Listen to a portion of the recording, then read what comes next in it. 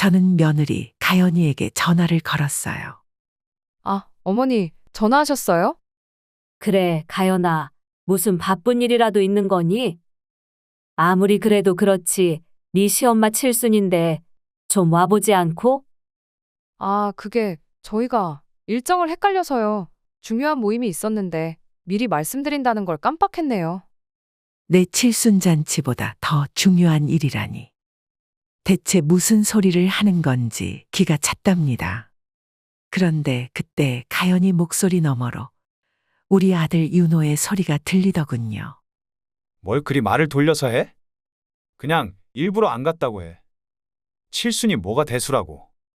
저는 순간 제 귀를 의심했어요. 방금 들은 게 내 아들의 목소리가 맞는지요. 방금 그거 윤호니? 윤호 목소리야? 어머니, 제가 나중에 다시 전화드릴게요. 안녕하세요. 행복한 어르신들. 오늘도 이야기 보따리를 들고 왔습니다. 오늘 사연은 경기도에 살고 계신 최 씨 할머니 이야기입니다. 시청하시면서 느끼신 점이나 최 씨 할머니를 위해 해주실 말씀이 있다면 무엇이든 댓글로 남겨주시길 바랍니다. 그럼 바로 사연 시작하겠습니다. 저는 반찬 가게를 하는 사람이에요. 어릴 적부터 손맛 하나는 타고났다는 말을 자주 듣곤 했거든요. 물론 처음부터 장사를 했던 건 아니었고, 원래는 목수 일을 하던 남편이 사다리에서 떨어지면서 제가 나설 수밖에 없었던 거였어요. 집에 남편은 물론이고 토끼 같은 아들, 딸, 남매까지. 돈 들어갈 곳은 많은데 벌 수 있는 사람은 저 하나뿐이었으니까요. 그렇게 시작한 장사는 제 예상보다 훨씬 잘 되었는데, 재미있는 건 그에 따른 가족들의 반응이었어요. 일이 이렇게 되어서 미안해. 나 때문에 당신이 고생하는 것 같아. 남편은 두말할 것 없이 저에게 미안해했고, 차이는 아들하고 딸 사이에 있었죠. 엄마, 오늘은 맛있는 반찬 없어? 우선 장남 윤호는 참 이런 말 하면 그렇지만 어릴 적부터 괘씸한 구석이 있었어요. 가게 장사를 위해서 만든 반찬을 자기 멋대로 몰래 빼먹는가 하면 손님들이 낸 돈을 보관한 돈통에서 몰래 돈을 훔치다 걸린 적이 한두 번이 아니었거든요. 그럴 때마다 아무리 호되게 혼을 내어도 윤호는 굴하지 않았죠. 왜 때려? 왜 때리는데? 내가 가져가기 쉽게. 엄마가 거기에 돈을 둔 게 잘못이잖아. 지금 생각해보면 그때 윤호를 더 확실히 혼냈어야 했던 게 아닌가 하고 많은 후회가 듭니다. 반면 우리 막내딸 효연이는 정반대였어요. 보통 막내를 생각하면 다들 철딱서니에 이기적인 걸 생각하시잖아요. 그런데 우리 집은 어찌 된 게 정반대로 장남인 윤호가 이기적이었고, 효연이는 오히려 매일 학교를 마치면 가게로 와서 저를 도우려 들었어요. 심지어 아직 어린 초등학교 때부터 고사리 손을 조물대면서 말이죠. 엄마, 제가 도와드릴 건 없어요? 응. 우리 효녀 딸 왔니? 도와줄 건 없으니까 저기 가서 사탕이나 하나 먹고 있으렴. 사탕은 괜찮아요. 많이 먹으면 엄마가 이 썩는다면서요. 그렇게 말한 효연이가 조용하길래 뭐 하나 싶어 가보면 가게 입구 돈통 옆에 앉아 숙제를 하고 있더라고요. 윤호가 돈통에서 돈을 빼간 걸 저한테 알려준 것도 효연이었죠. 그 둘은 어릴 적부터 그렇게 많이 달랐답니다. 그리고 그건 대학을 가서도 이어졌죠. 윤호는 대학교에 가서는 더욱 배포가 커졌어요. 물론 안 좋은 쪽으로요. 그때쯤에는 저희 반찬 가게 장사가 번창해서 다른 동네의 분점까지 낼 정도였거든요. 그래서 그걸 믿고 윤호는 신용카드까지 만들어 막 긁고 다녔어요. 오밤중에 윤호 때문에 받은 술집 전화가 도대체 몇 통이었는지 모르겠네요. 그쪽 아드님이 지금 돈도 안 내고 뻗대고 있다고. 당장 와서 돈 내지 않으면 경찰을 부르겠다고 으름장을 놓는 통에 남편하고 같이 가서 수습을 했던 게 한두 번이 아니었어요. 나중에는 호되게 한마디를 했지만 윤호는 콧방귀를 낄 뿐이었죠. 아니 엄마, 그럼 후배들이 밥 한 끼 사달라는데 어떡해요? 선배로서 그냥 모른 척 지나갈 수는 없잖아요. 웃기고 있네. 아내 보니까 술집 아가씨들까지 불렀던데. 후배들이 분내까지 맞고 싶다고 하던? 그럴 때마다 어물쩍 넘어가는 윤호 녀석을 보며 뒷목을 잡았죠. 몇 번이나 카드를 압수해 가도 그뿐이었어요. 카드를 뺏어도 남편이 몰래 윤호에게 용돈을 챙겨줬거든요. 당신 또 윤호한테 나 몰래 용돈을 줬어요? 아, 그게 녀석이 하도 죽는 소리를 하길래 말이야. 그렇다고 그렇게 덥석 돈을 주면 어쩌자는 거예요? 내가 지금 그 녀석 버릇 고치려고 얼마나 노력하고 있는지 알면서? 미안해. 내가 미안하다고. 하지만 자식 이기는 부모 없다잖아. 녀석이 하도 힘든 신용을 해서 듣고 있기가 힘들어서 그랬어. 다음에는 안 그럴게. 윤호는 남편의 착한 심성을 이용해서 자기 입속을 챙기는 녀석이었어요. 저는 녀석이 저렇게 커서는 안 된다는 생각을 가지고 있으면서도 가게 일도 바쁜데다 이미 성인이 되어버린 녀석을 어쩌겠냐는 생각에 어찌할 방법을 찾지 못했죠. 반면 효연이는 아예 정반대였어요. 같은 핏줄이 맞나 싶을 정도로요. 윤호와 마찬가지로 카드를 줘도 필요한 책과 생활비 정도로만 사용했고 자기를 위한 사치나 유흥에는 일절 쓰지 않았어요. 심지어는 돈 좀 쓰라고 현찰을 쥐어줘도 마찬가지였죠. 한 번은 이런 적이 있었어요. 윤호에게 지친 제가 효연이에게 용돈 봉투를 주니까 한사코 사양하던 녀석이 방긋 미소를 짓더니 말하더라고요.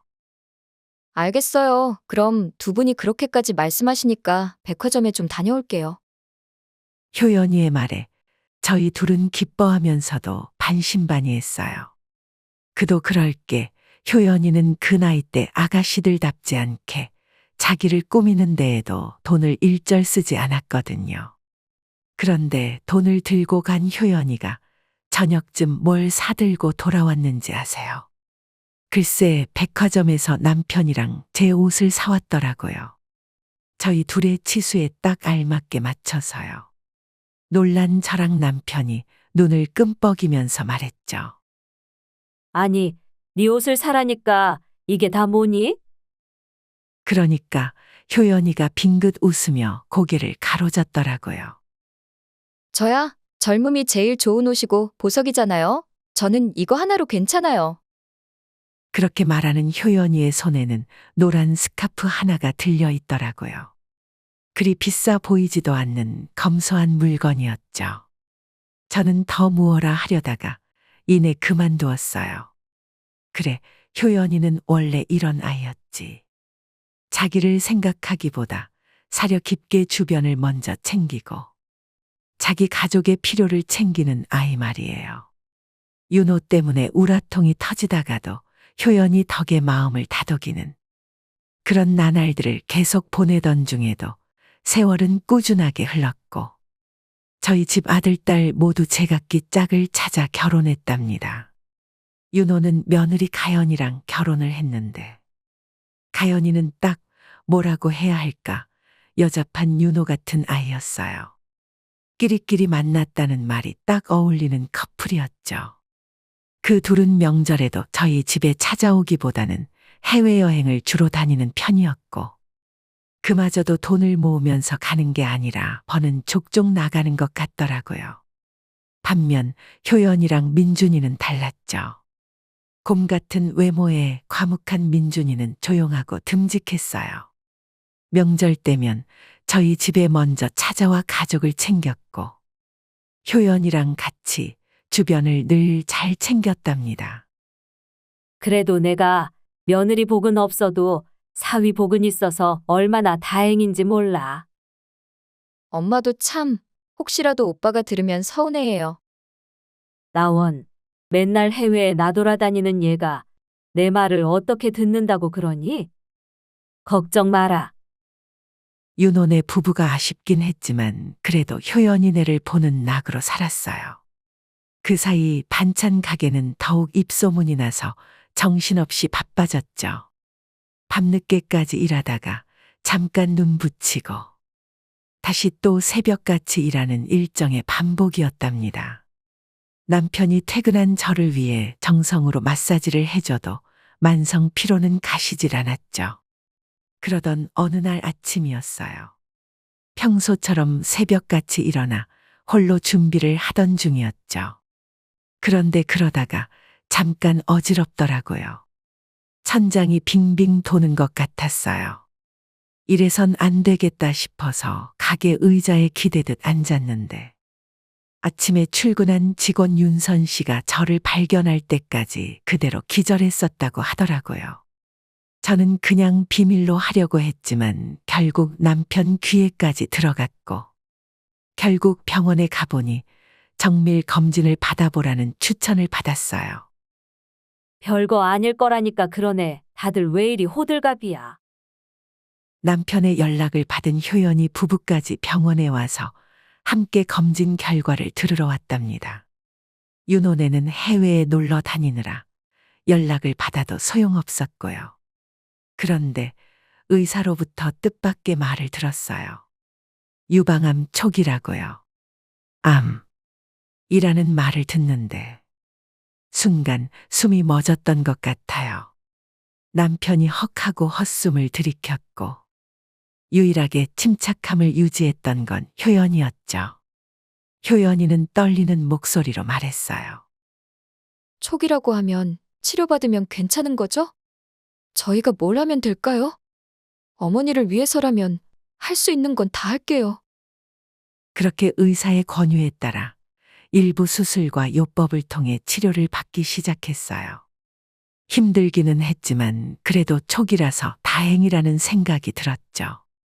하지만 그런 것들보다 제 마음속에 걸렸던 건 의사의 권유였어요. 이번 병세뿐 아니라 몸 전체적인 기능이 많이 저하되어 있습니다. 가게를 직접 운영하신다고 하셨죠? 네, 반찬 가게를 하고 있어요. 밤늦게까지 일하시거나 아침 일찍 일어나시나요? 둘 다 해요. 늦게 자고 일찍 일어나죠. 좋지 않군요. 아무래도 그런 고생을 오랫동안 하셔서 몸이 많이 상하신 듯합니다. 이런 말씀드리기 조심스럽습니다만 가능하시다면 당분간 일을 쉬시고 건강 회복에 집중하시는 걸 추천드립니다. 암이라는 게 한 번 낫는다고 끝이 아니거든요. 계속 잘 관리하는 게 무엇보다 중요합니다. 일을 쉬고 회복에 집중하라니. 말은 쉬웠지만 저로서는 쉽게 선택할 수 있는 게 아니었어요. 가게를 해보신 분들은 아실 거예요. 내 손으로 직접 키운 가게는 자식만큼 애착이 많이 간다는 걸요.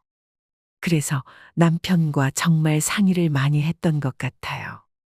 우리 두 사람의 미래를 위해서 어떻게 해야 할지를요. 그런데 그때 남편이 저를 바라보면서 말하더라고요. 당신 덕분에 나 정말 호강하면서 살았어. 그런데 말이야, 만약 누가 나한테 그 돈을 다 뺏어간다고 해도 나는 당신을 잃는 것보다는 돈을 잃는 걸 택하고 싶어. 당신은 나한테 그런 사람이니까. 남편의 말을 듣고 정신이 번쩍 들더군요. 나는 지금 가족하고 돈벌이 수단인 가게 사이에서 갈등하고 있구나 하고요.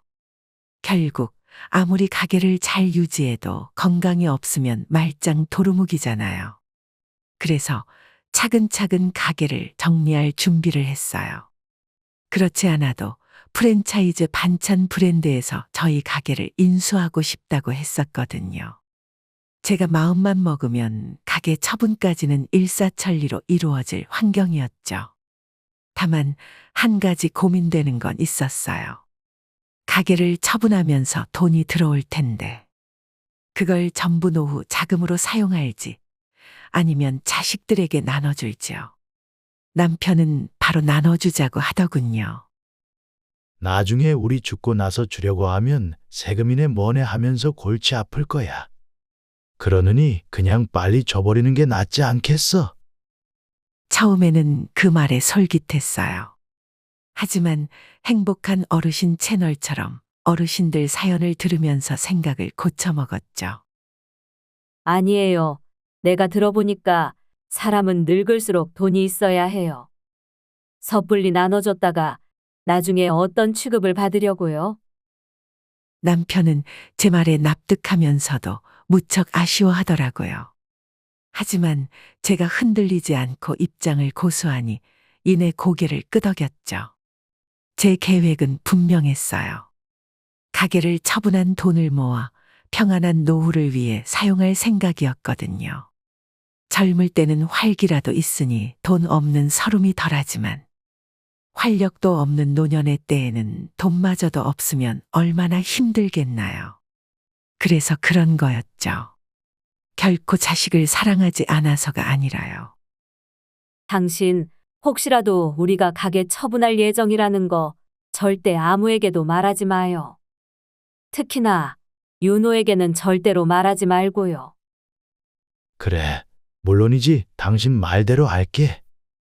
남편과 합의를 보고 나서 며칠이 지났어요. 그 사이 윤호가 한국으로 귀국했다는 소식을 듣긴 했지만 녀석으로부터 따로 연락이 오지는 않았죠. 저보다는 자기 말을 잘 받아주는 남편에게 더 자주 녀석은 연락했거든요.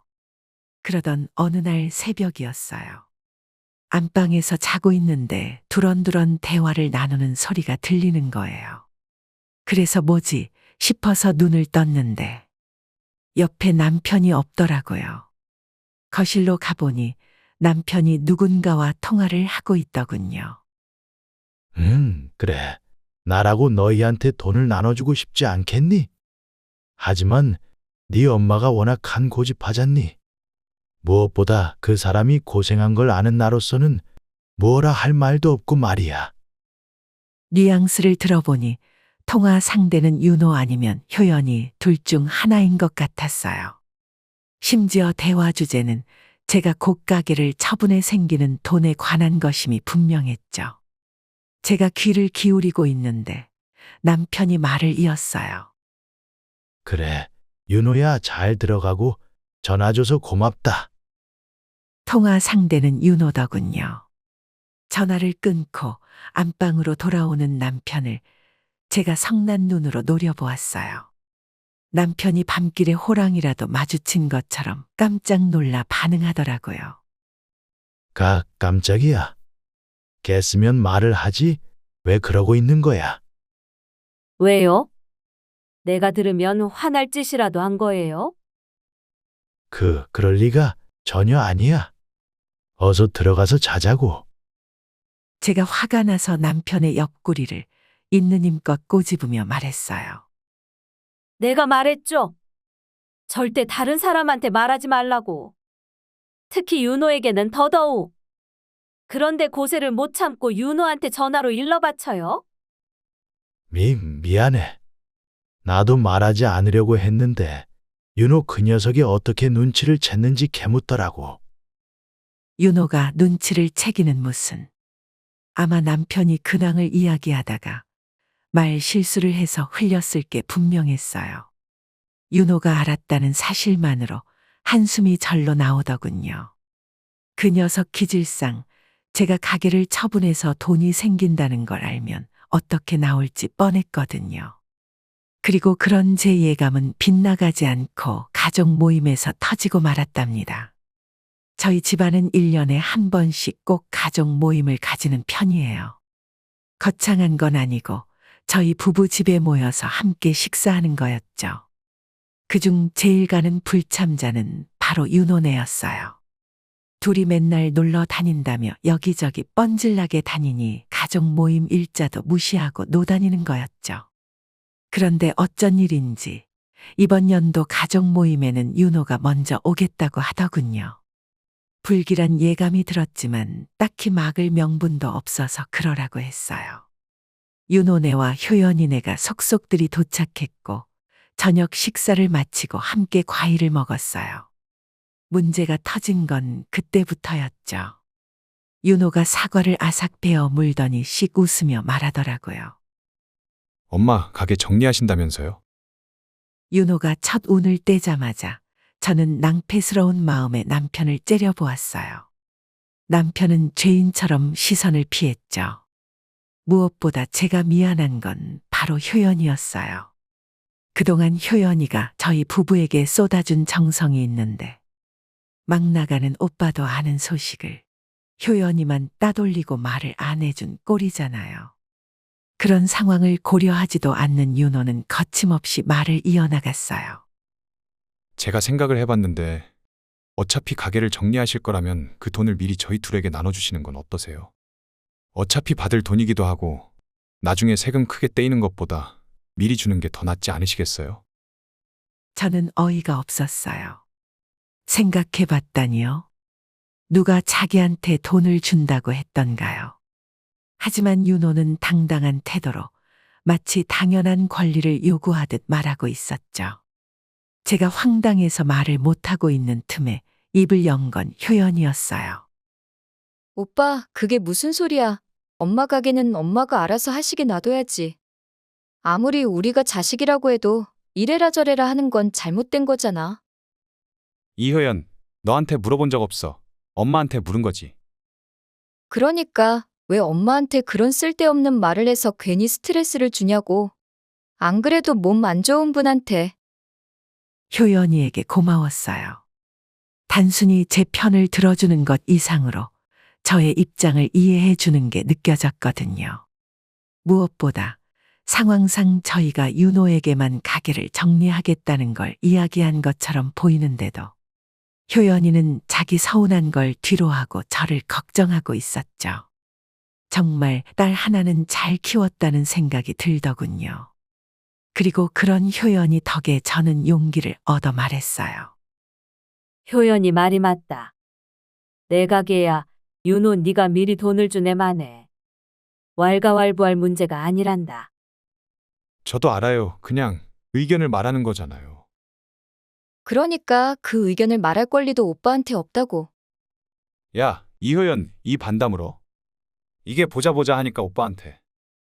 윤호의 말은 필요 이상으로 위협적이었어요. 효연이 곁에 있던 사위 민준이가 꿈틀할 정도였죠. 늘 과묵하던 사위가 반응할 정도면 그때 분위기가 얼마나 좋지 않았는지 대략 짐작이 가실 거예요. 윤호의 아내인 며느리 가연이는 그냥 입 다물고 사과만 오물대고 있었죠. 저는 눈을 가늘게 뜨고 윤호를 바라보았어요. 윤호 녀석의 행색을 찬찬히 살폈죠. 평범한 회사원 주제에 맞지 않게 입은 명품 옷과 시계, 그리고 허세에 찌든 태도와 목소리까지. 이미 윤호네가 형편에 맞지 않게 과소비를 한다는 건 여행을 자주 다닌다는 것만으로도 충분히 알고 있었지만 이렇게 돈에 대해 대놓고 야욕을 드러내니 정이 떨어지더군요. 그래서 제가 한숨을 내쉬고 말했어요. 윤호야, 돈이 필요한 건 알겠지만 1년에 한 번뿐인 가족 모임에서 이런 식으로 행동하는 건 정말 실망이구나. 제 말에 윤호의 얼굴이 시뻘개지더라고요. 녀석은 자존심이 상한 건지 곧바로 자리에서 벌떡 일어나 현관으로 향했어요. 아니, 나는 그냥 우리 가족의 평화를 위해서 의견을 냈을 뿐이에요. 그런데 그런 마음은 몰라주고. 누가 돈이 필요하다는 거예요? 누굴 거지 취급하는 거냐고? 격한 말을 쏟아내며 윤호가 멋대로 집을 나서고는 문을 쾅 닫았어요. 가연이가 뒤따라갔죠. 저 오빠가 진짜. 효연이가 화를 내며 쫓아가려 했지만 제가 막았어요. 가지 마라. 저놈 저거 사람 되려면 멀었어. 아무리 제 아들이라지만 분명히 선을 넘은 행동이었어요. 이제는 아이도 아니고 어엿하게 자기 가정을 이끌고 있는 가장이 보일 행동이 아니었죠. 저는 그런 녀석에게 쏟을 정신을 효연이에게 집중했답니다. 그나저나 효연아, 미안하다. 가게 정리한다는 소식은 원래 아무에게도 말할 생각이 아니었어. 그런데 너네 아빠가 눈치 없이 말을 흘려서 윤호가 먼저 알게 된 거야. 아니에요, 엄마. 미안해 하실 거 없어요. 전 정말 그 가게는 온전히 엄마의 몫이라고 생각해요. 제가 자식이라고 해서 엄마가 가진 걸 뺏을 권리까지 있는 건 아니잖아요. 효연이의 효심 깊은 말에 가슴이 찡하더군요.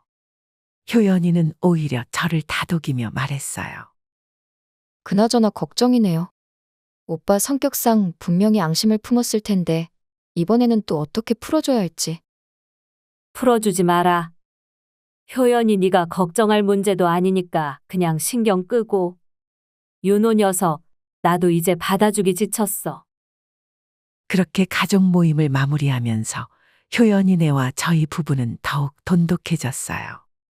하지만 효연이의 말이 결국 맞았죠. 윤호의 앙심은 저희 부부에게 칼날처럼 겨누어졌으니까요. 시작은 칠순잔치였어요. 효연이가 저의 칠순잔치를 열어주겠다고 이야기를 꺼냈거든요. 저희 부부는 요즘 누가 칠순잔치를 여냐고 만류했지만 효연이가 흔치 않은 고집을 부리더라고요. 말이 칠순잔치지 그냥 두 분이랑 오래도록 남을 추억 한번 남겨보자는 거예요. 지난번 가족 모임이 냉랭하게 끝난 것도 마음에 걸리고요. 역시 효연이답게 저희 부부는 물론 윤호네까지 고려해서 화해의 장을 만들려 한 거였더군요. 효연이가 이렇게 나서는 게 흔한 일도 아니고 결국 아이의 뜻대로 승낙했죠. 효연이의 뜻대로 일을 진행하면서 저는 여러모로 놀랐어요. 효연이가 제 생각보다 훨씬 사려 깊은 아이였거든요. 우선 잔치를 위한 음식들은 모두 저희 가게에 주문해서 저는 일하지 못하게 하고 자기가 도맡아 직원들과 함께 준비했어요. 제가 나서려고 해도 잔치 주인공이 나서면 복 날아간다고 얼씬도 못하게 했죠. 비용도 어느 것 하나 빼지 않고 모두 자기가 부담했고요. 그 외에 손님 명단을 저와 남편에게 체크받았고 그렇게 잘 준비된 잔칫날 당일 저는 모두의 축하 속에 칠순을 맞이했어요. 요즘 세상에 칠순 잔치를 하려니까 조금 부끄럽기도 했지만 이 모든 게 윤호와의 화해를 위해서라고 생각하니 마음이 한결 편하더라고요. 그런데 잔치 진행 중에 아무리 둘러봐도 윤호의 모습은 보이지 않더라고요. 이상함을 느낀 남편이 자리에서 일어나 효연이에게 무어라 하는 것 같았어요. 그런데 효연이와 남편의 표정이 좋지 않더군요. 이내 제 곁에 돌아와 앉은 남편이 굳은 얼굴로 말했어요. 윤호네는 못 오게 되었나 봐. 네? 그건 또 무슨 말이에요? 오지 않는다니? 설마 지난번 일 때문이에요? 아니, 그런 건 아니고 그냥 피치 못할 사정이 있는 것 같아. 남편은 저를 위로한답시고 애둘러 말하는 것 같았지만 제가 윤호를 모르는 것도 아니잖아요. 이건 누가 봐도 지난번 가족 모임 때 품은 앙심의 잔재인 게 분명했죠. 그 이후로 잔치가 어떻게 흘러가나 귀에 들어오지도 않았던 것 같아요. 잔치가 끝나고 저는 한복을 갈아입지도 않은 채로 휴대폰을 들어 윤호에게 전화를 걸었어요. 받지 않더군요. 그래서 바로 며느리 가연이에게 전화를 걸었어요. 몇 차례 계속 전화를 거니까 마침내 받더군요. 아, 어머니, 전화하셨어요? 그래, 가연아. 무슨 바쁜 일이라도 있는 거니? 아무리 그래도 그렇지. 네 시엄마 칠순인데 좀 와보지 않고? 아, 그게 저희가 일정을 헷갈려서요. 중요한 모임이 있었는데 미리 말씀드린다는 걸 깜빡했네요. 내 칠순잔치보다 더 중요한 일이라니. 대체 무슨 소리를 하는 건지 기가 찼답니다. 그런데 그때 가연이 목소리 너머로 우리 아들 윤호의 소리가 들리더군요. 뭘 그리 말을 돌려서 해. 그냥 일부러 안 갔다고 해. 칠순이 뭐가 대수라고. 저는 순간 제 귀를 의심했어요. 방금 들은 게 내 아들의 목소리가 맞는지요. 방금 그거 윤호니? 윤호 목소리야? 어머니, 제가 나중에 다시 전화드릴게요. 윤호 맞구나. 야, 윤호? 너 지금 그게 무슨 말버릇이야? 제가 무어라 더 하기도 전에 며느리 가연이가 죄송하다며 황급히 전화를 끊어버리더군요. 너무 화가 나고 분했어요. 무엇보다 그런 윤호의 빈자리를 채우기 위해 손님들 사이에서 고군분투한 효연이와 사위 민준이 때문에 더 속상했어요. 효연이 부부는 빈자리를 채우기 위해 저렇게 열심히 두 발로 뛰고 있는데 정작 윤호와 가연이는 여전히 멋대로 굴고 있으니 화가 많이 났답니다. 그날 밤 자기 전에 남편이 사과를 하더군요. 미안해. 내가 괜히 윤호 녀석에게 가게를 정리한다는 입방정을 떨어서. 남편은 이 모든 게 자기 잘못인 것처럼 느끼는 모양이었어요. 저는 그런 남편의 옆구리를 살며시 꼬집으며 말했죠. 자기 잘못을 알긴 아나 보네요. 하지만 제 말투에는 장난기가 섞여 있었어요. 너무 자책하지 말아요. 이번 일들의 잘못은 당신도 다른 누구도 아닌 윤호 녀석의 잘못이니까요. 저는 남편을 다독였어요. 하지만 하나 간과한 게 있었죠. 상처받은 제 마음을 정작 다독이지 못했다는 거요. 윤호의 만행은 그게 끝이 아니었답니다. 그 다음은 저희 부부의 결혼 기념일 때 벌어졌어요. 이번에도 효연이가 나서서 화해의 장을 마련하겠다며 좋은 식당을 미리 예약했죠. 이미 지난번의 상처로 조금 주저가 되었지만 그래도 가족인데 불러야 하지 않겠냐는 효연이의 말에 윤호를 부르는 것을 허락했어요. 그런데 윤호 녀석은 끝까지 오지 않더군요. 대신 효연이를 통해 봉투 하나를 보냈어요. 봉인이 되어 있어서 효연이도 내용물을 모르고 있었죠. 그런데 그 내용물을 보고 저는 경악을 금치 못했답니다. 안에는 대충 글을 휘갈겨 쓴 메모지와 함께 상품권이 들어있더군요. 일이 바빠서 대신 상품권 보내드려요. 이걸로 맛있는 거라도 잔뜩 사드세요. 조악한 메모지와 함께 들어있는 상품권의 금액을 확인해 보았습니다. 10,000원짜리 한 장이 들어있더군요. 그걸 본 남편이 분통을 터뜨렸어요. 전화를 한 것도 아니고 휘갈겨 쓴 메모에 10,000원 딸랑 보내면서 맛있는 걸 잔뜩 먹으라고. 이놈 자식이 지금 우리를 놀리는 거야. 뭐야? 저는 깊은 실망감에 두 눈을 감았어요. 금액이 문제가 아니었어요. 10,000원은커녕 1,000원을 주었더라도, 아니 그냥 빈손으로 왔더라도 저희에게 진심 어린 축하와 감사의 한마디를 더해 주었다면 그걸로 저희는 충분했을 테니까요. 하지만 윤호의 태도는 너무나도 막대먹고 존중심이라고는 찾아볼 수 없었죠. 저희를 모욕하려는 의도는 너무 분명히 보였고요. 결혼기념일에 상품권 선물을 계기로 저희는 윤호와 일절 연락하지 않게 되었답니다.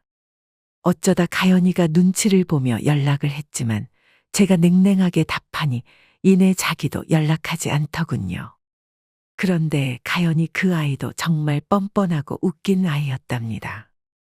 그 아이의 인성을 알게 된 경위는 우연한 기회였어요. 제가 가게를 정리하기로 결심한 후로 한동안 가게 장부는 남편이 대신 봐왔거든요. 그렇게 몇 개월쯤 지났을까요? 그래도 명색이 가게 주인이 나인데 너무 손을 놓고 있는 것도 옳지 않은 것 같아서 제가 직접 장부를 확인했어요. 그런데 어느 날부터인가 돈이 계속 비더라고요. 이상하다 싶었죠. 그도 그럴 게 저희 가게는 지금껏 매출에 구멍이 난 적이 거의 없었거든요. 그래서 직원 윤선 씨를 불러 자초지종을 물었어요. 특히나 배달 쪽에서 매출이 비었기에 그 점을 중점으로 물었죠. 그런데 윤선 씨가 곤란한 낯으로 말하는 거예요. 그게 며느리분께서 사장님께 말씀드렸다면서 반찬을 외상으로 계속 배달받아 드시고 계시거든요. 저는 당연히 사장님께서 알고 계신 줄 알았는데 아닌가요? 며느리? 설마 내 며느리 가연이를 말하는 거예요? 제 말에 윤선 씨가 고개를 끄덕이더군요. 저는 그런 허락을 한 적이 없었어요. 그나마도 제 눈치가 보여서 본점에서는 그런 짓거리는 못하고 다른 동네에 가서 몇 개월간 계속 외상으로 반찬을 받아먹고 있었던 거더군요. 화가 치밀었죠. 뭐 이런 것들이 다 있나 싶었어요.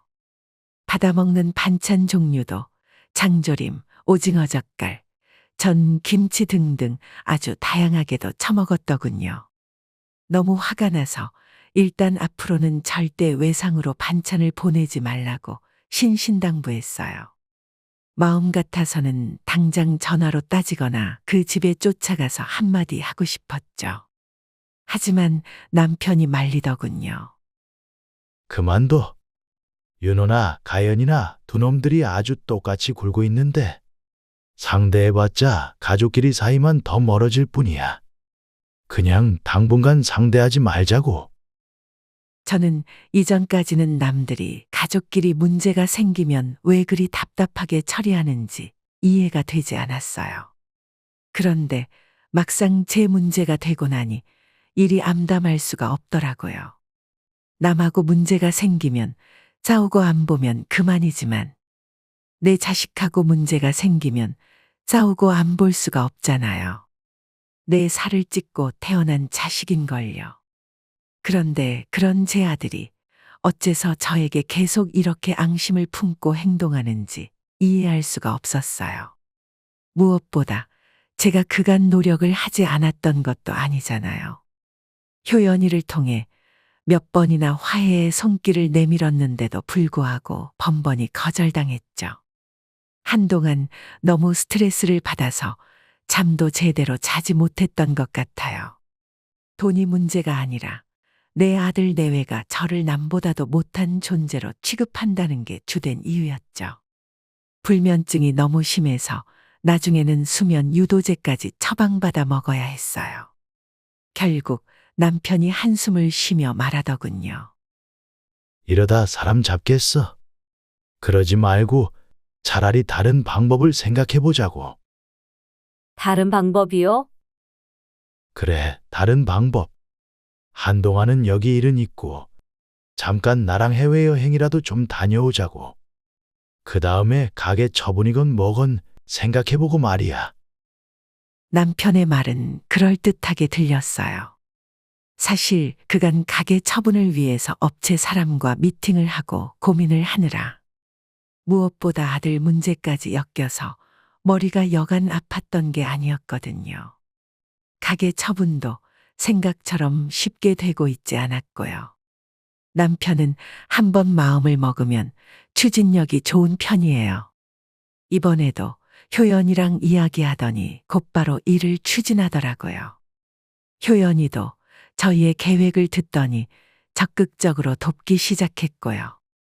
늙은 저희를 대신해서 비행기표 예약이나 여행사까지 대신 알아봐 주더군요. 그렇게 딸에 대한 고마움을 다시 상기시킬 때 즈음 아들놈은 또다시 저희 속을 썩이기 시작했답니다. 이른 새벽이었어요. 남편이 저에게 스트레스 받지 말라며 아예 가게 일에서 손을 떼게 한 이후로는 일어나지 않던 시간이었죠. 무엇보다 수면제를 먹고 자면 늦은 새벽에나 잠이 들어서 아침녘에는 비몽사몽이거든요. 그러니 가게에 윤선 씨로부터 전화가 왔을 때는 처음에는 무슨 소리인가 싶었죠. 사장님, 대량 제작 주문이 들어왔어요. 그것도 김치로요. 김치 주문 제작은 반찬 중에 그래도 단가가 센 편이에요. 저희 집 김치를 좋아하는 손님들이 많아서 딱히 특별한 일은 아니었죠. 그래, 좋은 소식이긴 한데, 윤선 씨, 그걸 나한테 굳이 전화로 이야기하는 이유는 뭐예요? 원래는 윤선 씨가 남편하고 상의해서 알아서 진행해 왔잖아요. 그게 사장님. 주문하신 분이 누군지 아셔야 할 것 같아서요.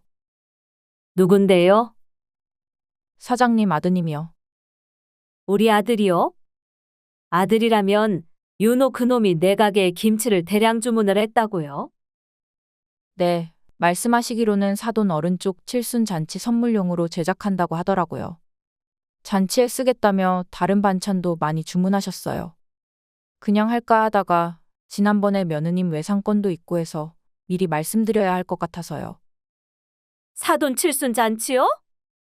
윤호 이놈이 기어이 해서 어디 이번에는 제 값을 주긴 했어요? 아니요, 이번에도 사장님께 말씀드렸다면서 외상 처리하라고 하시더라고요. 머리가 핑핑 도는 것 같더군요. 배신감과 치욕감이 온몸을 잠식하는 것 같았어요. 가끔 뉴스에 그런 이야기가 나오잖아요. 자식이 성공하면 부모가 자식 이름 팔아서 공짜로 사업을 벌이거나 빚을 내고 다녀서 망하는 거요. 그런데 우리 집은 어찌 된 게 반대로 되었더군요. 윤호는 제 이름을 팔아서 공짜로 자기 장모를 챙기려 하고 있었어요. 그것도 제 칠순에는 얼굴도 비추지 않은 녀석이. 자기 말 맞다나 일부러 오지 않은 녀석이. 저희 가게에서 반찬과 선물을 공짜로 떼가려고 하고 있었죠. 사장님, 어떻게 할까요? 역시 안 된다고 하는 게 맞겠죠? 윤선 씨의 물음에 저는 차분하게 숨을 가다듬었어요. 불면증으로 제대로 자지 못한 눈은 뻑뻑했고 오랜 노동으로 닳아버린 온몸의 관절은 비명을 지르고 있었죠. 이런 저희 고됨을 이용하는 윤호 녀석. 그 아이에게 제대로 된 교훈을 줘야겠다는 결심이 들었답니다. 아니요, 내비두세요. 내비두라는 말씀은 그럼 외상 주문대로 반찬을 만들라는 말씀이실까요? 아니지. 절대로 반찬을 만들면 안 돼요. 무슨 말씀이신지 이해가 잘 안 돼요, 사장님. 제 말에 혼란스러워하는 윤선 씨에게 저는 차분하게 말을 이어서 했어요. 윤호 그놈에게는 주문한 기일까지 맞춰서 모든 걸 준비해 주겠다고 하세요. 아무런 문제 없이 주겠다는 식으로요. 하지만 절대 아무것도 만들지 말아요. 내 칠수는 무시하면서 자기 장인 장모만 챙기겠다니 어디 한번 골탕을 먹고도 그딴 소리를 하는지 봐야겠네요. 사장님, 그렇담. 윤선 씨의 불안한 목소리를 들으며 제가 고개를 끄덕였어요. 네, 주문대로 해주는 척하면서 아무것도 안 만들어서 윤호 놈에게 교훈을 줄 생각이에요. 윤선 씨는 윤호에게 잘해주는 척 연기만 하다가 당일 아침에 녀석에게 전화해서 주문 취소되었다고 통보만 해요. 나머지는 내가 다 알아서 할 테니까. 윤선 씨가 알겠다며 전화를 끊고 저는 조용히 한숨을 쉬었어요. 좋아, 윤호. 네가 계속 나를 이런 식으로 대하겠다 이거지? 그럼 나도 그에 합당하게 대응해주마. 저의 복수는 조용하고 차분하게 시작되었죠. 그렇게 하루 시간이 지났어요. 저는 아무렇지 않은 척 남편과 함께 여행을 준비했고 거실에 걸린 커다란 달력에 윤혼의 장모 그러니까 저희 사돈 칠순 잔치날에 맞추어 빨간 동그라미를 표시해 놓았죠. 그날은 주말 아침이었고 저는 그때에 맞추어 효연이와 사위 민준이 남편까지 모두 불러 함께 식사를 했어요. 일부러 윤호네에게는 연락조차 하지 않았죠. 그렇게 밥 한 술 뜨기 시작했을 즈음이었을까요? 가게에 윤선 씨로부터 전화가 왔어요.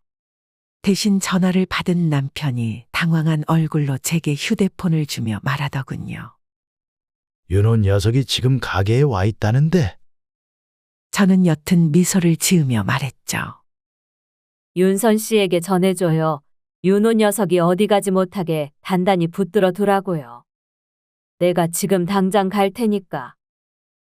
제가 말을 하며 짐을 챙기니까 효연이가 사위 민준이랑 함께 자리에서 일어나더라고요. 걱정 가득한 눈으로 저를 바라보면서요. 엄마 또 오빠 때문이에요? 무슨 일인지는 모르겠지만 그런 거라면 저희도 같이 갈게요. 먼저 그렇게 말해준 효연이에게 고마웠어요. 아무 말 없이 자리해준 민준이도 마찬가지였죠. 하지만 녀석들을 이 아침부터 저희 집에 부른 것 또한 저의 계획이었다는 걸 녀석들은 아직 모르고 있었어요. 저는 고개를 끄덕이며 말했답니다. 내가 너희들을 괜히 이 아침부터 우리 집에 불렀겠니? 그래, 같이 가자. 그렇게 남편 효연이 부부와 함께 저희 가게 본점으로 갔어요. 가보니 사람들이 가게 앞에 모여 있더라고요. 누군가는 술렁거리며 휴대폰으로 가게 안쪽을 찍기도 하고요. 제가 앞장서서 인파를 헤치고 안에 들어갔죠. 난장판이더군요. 반찬은 뒤집어져 있고 윤호가 그 가운데서 고래고래 소리를 지르고 있었어요. 눈은 뒤집힌 채 자기 장모 칠순 잔치를 위해 옷은 차려입었지만 꼴이 말이 아니었어요. 어처구니가 없더라고요. 제가 들어서며 입을 열었답니다. 이게 다 무슨 꼴이니? 윤호 넌 내 가게 와서 이 무슨 행패야? 엄마, 잘 오셨네요. 이야기 들으셨어요? 맨날 엄마가 자랑하던 여기 가게 직원들이 엄마 사돈, 내 장모님 칠순 잔치를 거하게 망치게 생겼다는 이야기 들으셨냐고요. 고래고래 소리를 지르는 윤호를 바라보며 저는 눈을 반드시 떴어요. 그것과 마주한 윤호가 순간 흠칫 몸을 떨더군요. 제가 녀석을 보며 말했죠. 소리 지르지 마라. 나 귀 안 먹었다. 그리고 애먼 우리 가게 직원들한테 난리칠 필요 없다. 네 장모 칠순 잔치 망치라고 지시한 건 다름 아닌 나니까. 뭐라고요? 그럼 엄마도 다 알고 계셨던 거예요? 알다마다 애초에 네 주문 취소를 시킨 게 바로 나였으니까. 엄마, 지금 장난해요. 윤호가 제 멱살이라도 잡을 것처럼 다가왔어요. 그러자 남편과 효연이, 민준이가 막아섰죠. 세 사람의 압박을 받은 윤호가 비겁하게 뒤로 물러서더군요. 하지만 여전히 입은 살아있었죠. 참네. 그래, 이제 보니 아주 나 빼고 온 가족이 한통속이었네. 엄마, 다 엄마 계획이었던 거죠. 엄마가 어릴 적부터 싸고 돌던 효연이한테 재산도 주고 뭐도 주고 아주 나만 또 바보 만들려고 이런 짓을 한 거죠. 이윤호, 너 말 계속 그 따위로 할 거냐? 아빠는 빠져요. 아빠가 내 입장이 되어보기는 했어요. 애초에 엄마가 가게 정리한 돈을 미리 주겠다고 약속만 했으면 될 일이라고요. 그 말에 제가 피식 웃음을 흘렸어요. 그러니? 그래, 결국 또 돈 이야기구나. 그런데 하나만 묻자. 윤호 너 대체 내 돈을 미리 받아서 뭘 하려고 했던 거니? 제가 핵심을 짚자 윤호가 전곡을 찔린 것처럼 말을 어버버거리더군요. 할 거야 많죠. 투자도 할 수 있고 그 돈으로 가연이랑 미래를 그릴 수도 있고요. 웃기고 있네. 투자? 미래? 미래를 생각하는 녀석이 허구한 날 버는 돈을 다 해외여행으로 탕진하니? 넌 아마 내가 돈을 줬으면 그냥 흥청망청 쓰며 다녔을 거야. 그걸 하고 싶어서 나한테 그리 돈 거린 걸 거고. 그걸 못해서 지금껏 앙심을 품고 있고 말이야. 아니니? 제 말에 윤호가 이를 악물더군요. 그래서 뭐 어쩌라고요? 이제 와서 그딴 소리를 왜 하는 건데요? 왜 하긴 네 소원대로 이제부터 가게 정리한 돈을 어떻게 할지 알려주려고 한다. 짧은 정적 뒤에 저는 말을 이었어요. 가게를 정리한 돈은 내가 죽을 때까지 직접 가지고 있을 거다. 그리고 내가 죽은 다음에는 제가 곁에 있는 효연이의 어깨를 팔로 끌어안으며 말했어요. 여기 있는 효연이에게만 물려줄 거고. 이윤호, 너한테 돌아갈 돈은 아무것도 없다. 제 말에 효연이는 물론 모두가 놀란 얼굴이었죠. 이미 저에게 언지를 받은 남편은 조용히 고개를 끄덕일 뿐이었어요. 남편까지 제 편이라는 걸 눈치챈 윤호의 얼굴이 사납게 변하더군요. 마치 악귀라도 들린 것처럼 울긋불긋하게 변하기 시작했어요. 제정신이 아니야? 엄마, 당신은? 제정신이 아니라고. 윤호가 제 목을 조르려는 것처럼 달려들었어요. 그런 녀석을 막아선 건 적당히 좀 하시죠, 형님. 민준이었죠. 민준이는 윤호보다 키도 덩치도 한참 더 컸어요.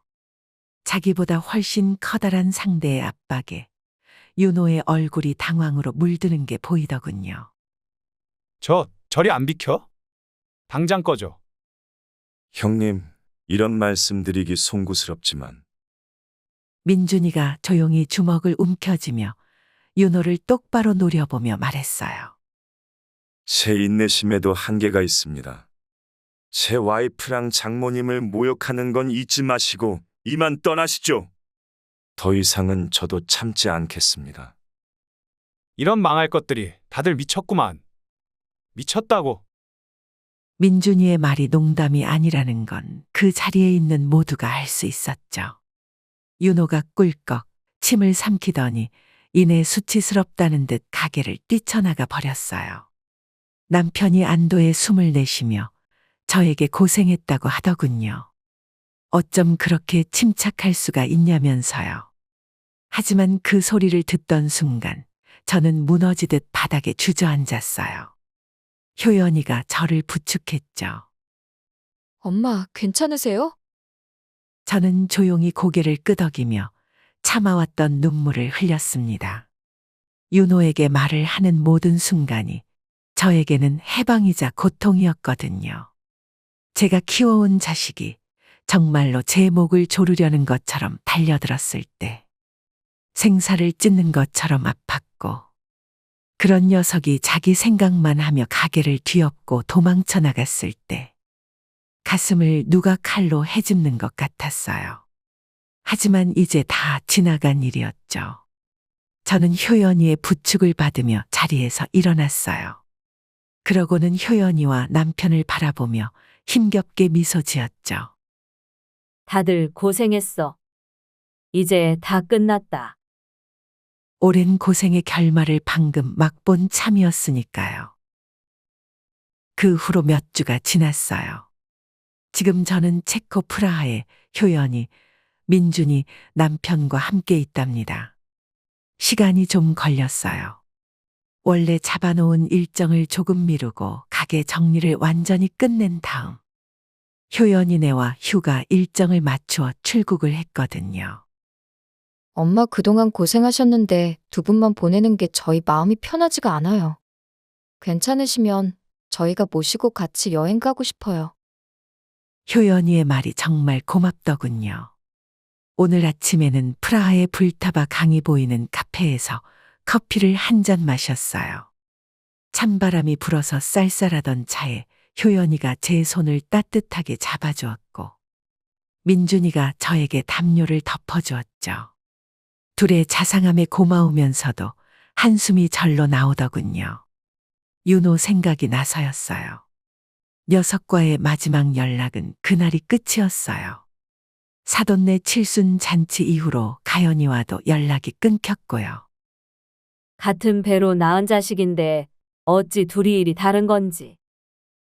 하지만 후회하는 마음은 없습니다. 이미 저는 여러 차례 윤호에게 화해의 손길을 내밀었었고 그걸 뿌리친 건 윤호와 가연이 둘 다였으니까요. 제 말을 들은 효연이가 씁쓸한 미소를 짓더군요. 또 오빠 생각을 하시는 거예요? 우리 여행 와서는 그런 생각 하지 않기로 했잖아요. 저는 효연이의 말에 고개를 끄덕였어요. 그러다 문득 궁금해지더군요. 그런데 효연아, 왜 그러세요? 너는 괜찮니? 괜찮냐니, 뭐가요? 그냥 뭐든지 다 말이야. 생각해보면 네 입장에서 서운한 일이 없지는 않았을 것 같아서. 그런데 넌 지금껏 한 번도 내게 싫은 소리를 낸 적이 없었어. 제 말에 효연이가 생각에 잠긴 듯 잠시 입을 다물더군요. 그러더니 이내 빙그레 효연이 특유의 따뜻한 미소를 지으며 말했어요. 저라고 왜 서운한 게 없겠어요. 하지만 저는 그럴 때마다 항상 기억하려고 해요. 기억?